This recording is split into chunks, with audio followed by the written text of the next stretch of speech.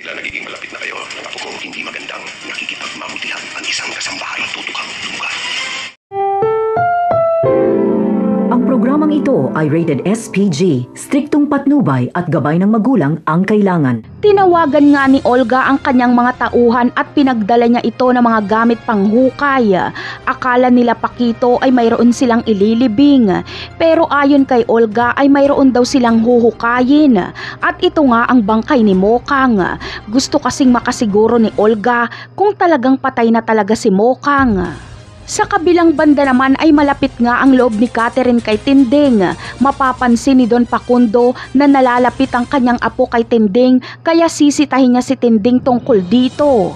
Aminado naman si Tinding na madalas daw umano silang magkwentuhan ni Catherine. Ngunit ayon kay Senyor Facundo ay hindi daw umano maganda na nakikipagmabutihan ng isang katulong sa kanyang amo. Kaya simula ngayon ay iiwasan na ni Tinding si Catherine. Ngunit hindi pa rin ito mangyayari dahil si Catherine mismo ang may gusto na makakwentuhan si Tinding. Imbis kasi na sa kanyang lola ay kay Tinding inilalabas ni Catherine ang kanyang sama ng loob. Sasabihin niyang pinipilit siyang ipakasal kay Jesus Montenegro. Magugulat naman si Tinding sa pangalang Jesus kaya aalamin niya kay Catherine kung ano ang hitsura nito.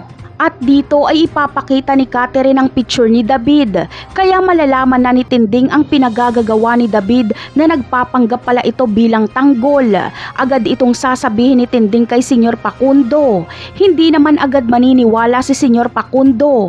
Kailangan niya munang masigurado ang mga sinasabi ni Tinding bago niya sabihin ito kay Ramon. Napakarami pa nating dapat abangan sa mga susunod na episode. Paalam!